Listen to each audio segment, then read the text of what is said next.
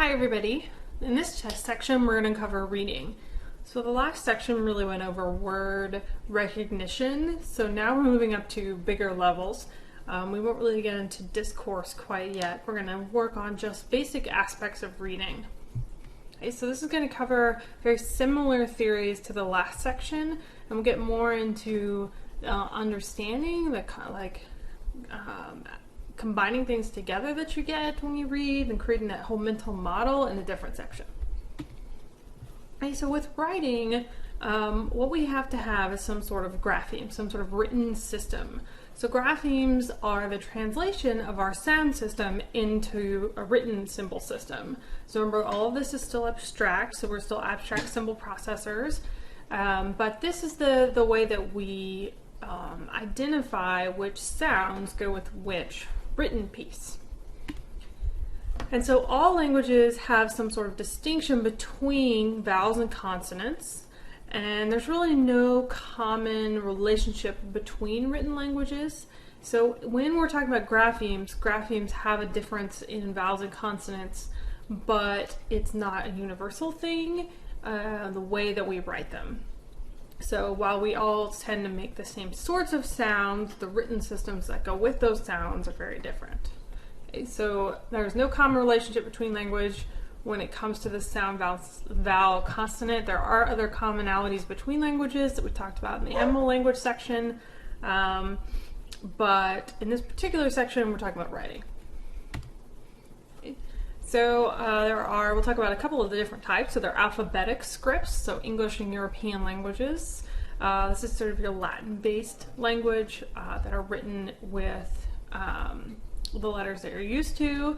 So our basic unit of representation is a grapheme. Each grapheme represents a phoneme, which remember is a sound.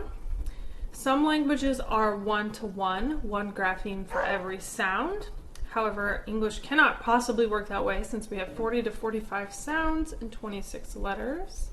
And so English is a many-to-many language, which we've talked about before is a real problem with understanding reading and writing, and just processing it all, because one grapheme, written symbol, can make many sounds, and one sound can be written many different ways. And so that's problematic in our understanding of how people process those things. There are consonantal strips, and scripts, not strips, as Hebrew and Arabic. So not all sounds are represented when written, and they don't write vowels at all. Syllabic scripts like Japanese kana and Cherokee, and the words are, the written units or the graphemes are syllables instead of sounds. And there are logographic or ideographic scripts, those mean the same thing. Chinese, and then the Japanese kanji. So each symbol is actually a morpheme, so a unit of meaning, not a sound. You'll have to excuse my little dog. She's been crazy all day. So, and just some examples of some different writing systems. And so it's either Hebrew or Arabic. I don't remember which one I put over here. You've got a little bit of Cherokee, or one of the Indian languages. So we can write very, very differently from our own system. So one issue that we have with all these different writing systems is almost that idea from Sapir-Whorf of linguistic determinism. So the processing between a logographic, consonantal, and a syllabic system have to be different than our grapheme system, just because they're just written so differently. So understanding processing across these different languages is really fascinating, and I wish there were more work on it. However, all the research we're going to talk about from here on out is on alphabetic scripts like our own, because we have had the time and money to do this sort of research on our own language, and it's slowly spreading where we're getting other languages and different types of languages, but it's not nearly as pervasive as the research on alphabetic scripts. Okay. So we're going to talk about some models of reading, and this is still at the lower level this isn't word recognition, this is like the step right above that. So this is actually a section should be called pronunciation, because it's really about how people go from the written word on the page to pronouncing. which is very similar to the last section, but now thinking about it from a different perspective. So if you think about how we're going to pronounce the words we're seeing, we talked about that model where it goes from to the visual cortex to Wernicke's, understanding the processing, to Broca's, moving towards the frontal cortex, where you're going to get the how to pronounce that physically with your mouth. So we've covered some of those models. I think that's the Ullman model. But if we're kind of moving on to a more abstract plane, because remember that language is abstract and we're abstract symbol processors, how do we kind of capture that without it being quite so complicated? And so we're going to get into a couple different models, and the naming of them is unfortunate. It's just warning in advance. And the big thing we're going to focus on is this idea of sound to spelling rules, or the sound to spelling correspondence. So this is sometimes called grapheme-phoneme correspondence, or GPC. So you'll see that abbreviated a lot in this next section. And so when we have what are called regular words, so they match the sound to spelling rules. I'm using this term rules loosely because English is a stupid language, but other alphabetic scripts are more regular. So there is a set of things that you can just sound out. So this is like Hooked on Phonics, where we're just sounding out the words, and it's the grapheme-phoneme correspondence is regular, and so we don't really need to do anything special. We just sound it out. Okay. So regular words are standard pronunciation. Irregular words do not match those sound to spelling rules. Vase is a good example, and have we've talked about a lot being an irregular word. It's an irregular frequent word, which makes it really unusual. And so we're going to talk a lot about the dual root model. The dual root model is really popular. It's covered in the last section. It's going to be covered in like 800 sections from here. It doesn't explain language, but is one of the most popular models, other than parallel distributed processing, which was the symbols to letters. That's going to make a reappearance here as well. So with the dual root model, what we have is this print section. This is what you're seeing. You get this letter identification. So this is very similar to PDP, so parallel distributed processing, where we have those little nodes. And if you remember Morton's model of little demons shouting, and so that happens here. But then instead of going straight to words, what are the words we're seeing, it splits into two sides. And those two sides are what's considered the grapheme phoneme correspondence over here. This the letters to their sounds. So this is the called the non-lexical route, or the GPC route, where it's mapping sound to spellings. This here is the lexical route, or sometimes called the orthographic route, where we're simply pulling out the pronunciation we're already aware of. So this is sounding it out, and this is just knowing that this is how the word's pronounced without having to sound it out. Okay.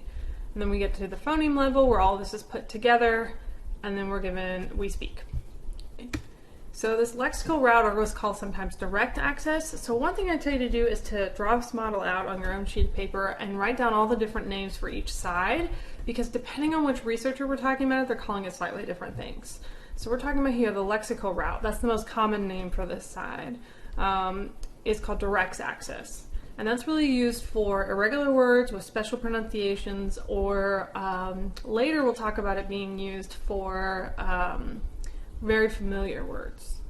The GPC side, sometimes called non-lexical or sublexical, or the indirect route, this on here it says non-lexical, is where I'm just sounding the words out.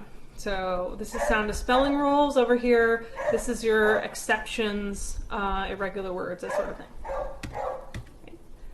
With the GPC route, one thing we do with that, I think, is that we use that to read non-words.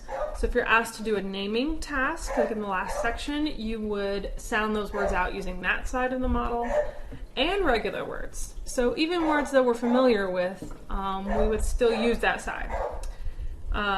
There's phonological recoding, where we're actually sounding it out to ourselves, and it doesn't use the lexicon or semantics at all.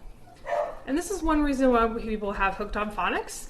So Hooked on Phonics actually is really, really good at teaching people how to read because it strengthens the side of the model that we think that lots of dyslexias occur on. So we're going to get into dyslexia here in a little bit, and what they think dyslexia is a problem with sound, which translates then into an output problem of reading. So if you have problems sounding things out, you're going to struggle to read because that's what a lot of reading is, especially when you're learning to read. So what the Hooked on Phonics does is it strengthens that sound and spelling rules. And then as you go along in those sorts of programs, what you'll see is they'll slowly switch to teaching what's called the whole word approach, where they'll say, that word's a weird word, doesn't match sound and spelling rules. And so they're strengthening the other side of the model, the lexical side. Oh, you think we were torturing them. All right, so the dual root model is really popular, and so it has lots of modifications on it, and what people do with it is then they take that model and then they add their little piece in one of those boxes. So what we're going to do when we get to some of these other models is say, well, here's the dual root model, but we think this box actually works like this. So it's dual, two sides root model, and so people think of it as a race. So as the letter identification happens, these two sides come together and they race. So whichever one goes the fastest is the one that wins, and that's the output that you would get. So if you're struggling here with a sound problem, you're going to try to force everything to go through this lexical route. But if you don't know a word, you're not going to be able to sound it out, and you're going to struggle. So these two are sort of a race, and we'll talk about what happens if you hit roadblocks on either side, and that's where dyslexia comes in. And it tends to be rather slow if we have to rely, not relay, rely on that lexical route because it is the slower side. The sound and spelling rules are faster because remember the lexical route is that dictionary side where we're like struggling through the bins. That's when you have Forrester's model, Morin's model, the Little Demon Shouting model, Logogen model, that's what it's called. Got parallel distributed processing, all of that they think is on the lexical side. So it is going to be much slower than using the straight sound and spelling rules. You wouldn't think, but it is. But remember, when I say fast and slow, I'm talking about very, very quick because reading is fast.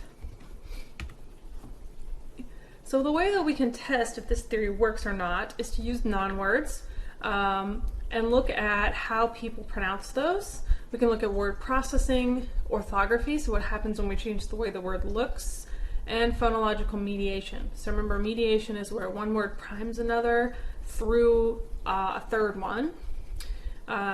So we're looking at basically orthographic priming. Does the way it look make you faster? Does the way it sound make you faster? Which makes sense because right now we're focusing on looks and sounds. The semantics, the meanings, they'll come into later. And really we're testing an idea of, are these two sides totally separate things, or do they have a little connection between them? So yes, it's a race between them, but do they ever sort of cross each other? And that is the big contentious part. Most of the dual root model people think is pretty stable, and we like this idea, we think it's pretty realistic. But what we're arguing over is what happens in each box and whether or not the two sides talk to each other.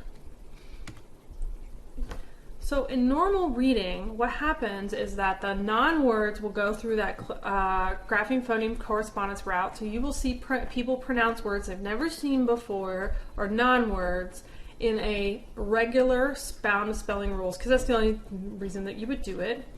And so that implies that we always treat non-words as regular words.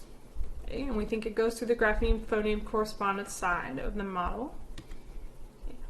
But, there's always a but here, I think. What we see sometimes is called the pseudo-homophone effect, is that non-words will be pronounced like a real word if you can. So we've got brain here and night. They're not spelled the same as their corresponding brains and nighttime, but they're so close that we'll pronounce them like their regular word. Now that shouldn't happen if we're just doing sound and spelling rules. What should happen is we should get the regular word even though the one it sounds like might be irregular. So does that make sense? Basically the idea is that we should always see them pronounced regularly, even if they have sort of a friend that's pronounced irregularly, but it sort of looks the same. Okay. And so that implies that the two sides kind of cross a little bit. We are faster to name words that are pseudo-homophones, but we're slower to reject them as non-words. It's almost as if your brain is like, oh, I know that word, it's this word, and you just spelled it wrong. It's almost as if both sides are kind of working together, and it's rejected the idea it's a non-word because it looks so familiar. And that visual similarity is really orthographic. So it does imply that maybe at least at the top level, we're getting the output from both sides, the output's getting kind of smushed together. So maybe the two sides aren't talking, but when both runners get there at the same time, they end up being blown up together and there's just one runner. So some interesting research on this is from Glushko, and he was looking at the lexical effects on non-word reading. Okay, so lexical is the way it's written, it's the way it looks. Right, so how that is affecting non-word reading, which should be the other side of the model. So examining how we're getting this crossover. So words with regular neighbors. So remember, neighbors, orthographic neighbors, are words that look the same, so you can change one letter and it would be the same. Phonographic neighbors are the ones where you can change one letter and it would sound the same. So tays, gays, lays, mays. Then we've got feel, real, seal, and deal. So those are regular neighbors. So you would expect it to be pronounced in a regular way either way. It's going through the GPC side, it should be regular. If it has a regular neighbor, it might go faster. As you remember, neighbors help you most times. But it should still be regular. And then if we see words with irregular neighbors, so let's say that we're correct in saying that both sides are totally separate things. Well, irregular neighbors shouldn't have an effect because we're ignoring that side. Okay. So we've got irregular neighbors. It should be tave, like save, and not tav, like have. And it should be, I don't remember. I can only see it as fed, like dead, right? But maybe it should be feed, like read. So irregular neighbors do take longer to name. It's because it's almost like your brain's like, wait, there's different ways to pronounce this. Which one are we using? You do mispronounce them more. You tend to use the more irregular options more often. And so that implies that this GPC thing has a lexical component. So it implies there is some crossover between the two. And so people sometimes put just a little dashed line between the two in the middle to represent the fact that they do kind of talk to each other. They might phone each other up and be like, we're racing today.